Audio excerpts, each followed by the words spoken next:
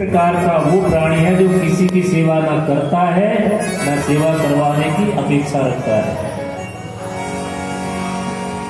भगवान ने कृष्ण से कहा कि 3 प्रकार के प्राणियों में से आप कौन से प्रकार के प्राणी हैं? भगवान कृष्ण ने कहा, देवी जो आपने प्रश्न किया है, सांसारिक प्राणी 3 प्रकार के होते, ये बिल्कुल बात सही है। उनका स्वयं भेद करते हुए भगवान श्री कृष्ण ने कहा, जो पहले प्रकार का प्राणी है दूसरे की सेवा इसलिए करता है कि सेवा करवाने की अपेक्षा है उसको। इसलिए भजन के भजतो ये नहीं करुणा पितरो यथा। संसार में पहले प्रकार के प्राणी वो हैं माता और पिता। पुत्र की सेवा इसलिए करते हैं कि पुत्र हमारी सेवा करेगा।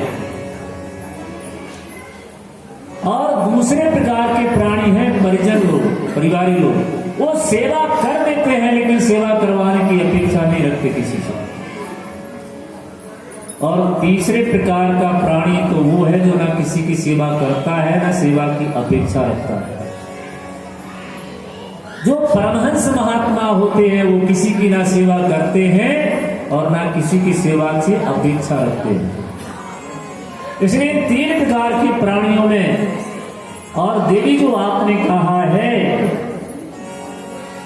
कि आप इन प्राणियों में से कौन प्रकार के प्राणी हो, तो भगवान ने कहा कि देवी हम इनमें से एक भी प्रकार के प्राणी नहीं है जो आपने कहा है। मानो भगवान ये संकेत करना चाहते कि मैं तो सभी प्राणियों के अंतःकरण में निवास करता हूं। इसलिए उसी समय सारी गोपियों को लेकर के फिर कहा कि मैं सुंदर रास मंडल रचाना चाहता हूं। तो योग माया को भगवान ने बुलाया और योग माया से कहा कि देवी आप बढ़िया रास मंडल का निर्माण करो।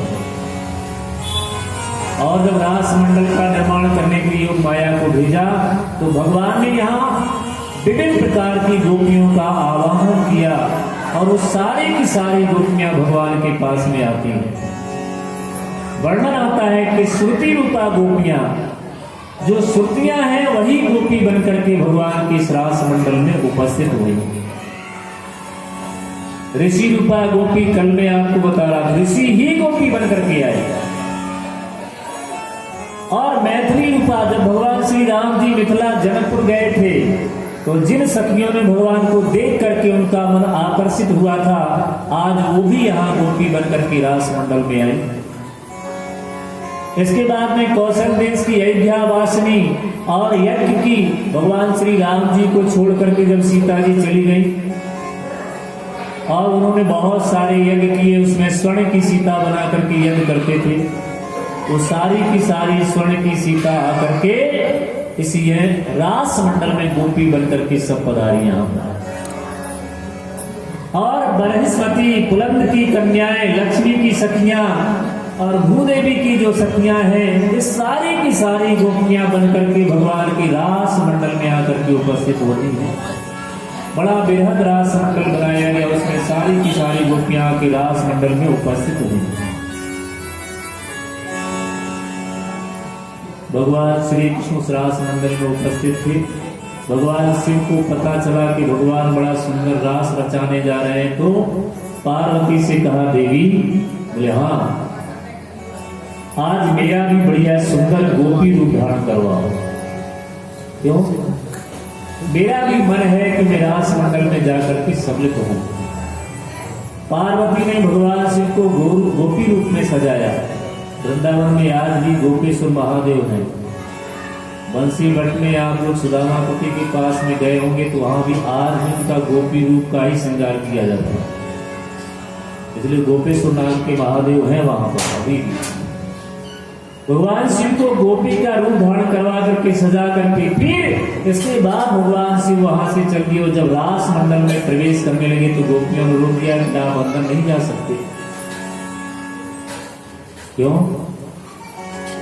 क्योंकि आपको गोपी भाव प्राप्त नहीं है। जब आपको गोपी भाव प्राप्त हो जाएगा तभी आप रास मंडल में उपस्थित हो सकते हो। जब ये कहा गोपियों ने तो शिव जी ने कहा कि गोपी भाव प्राप्त करने के लिए कहाँ जाना पड़ेगा, क्या करना पड़ेगा? जाइए गोपी तालाब में स्नान करके आइए, तब इसके बाद में आपका प्रवेश मिलेगा। भगवान शिव आए, इसके बाद में जब अंदर प्रवेश करते हैं तो भगवान श्री कृष्ण अंदर में थे।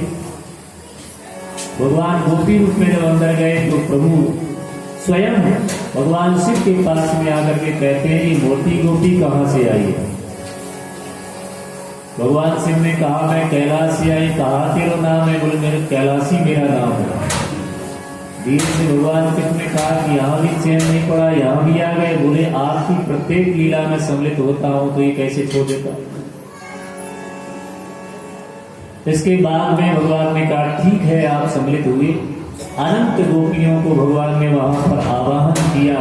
रासोत्सव संप्रवृत्तो गोपी मंडल मंडिता योगेश्वरेण कृष्णेन तासां मध्ये द्वयो और प्रविष्टे गृहीता नाम कंठे स्वनकटम स्त्रिया।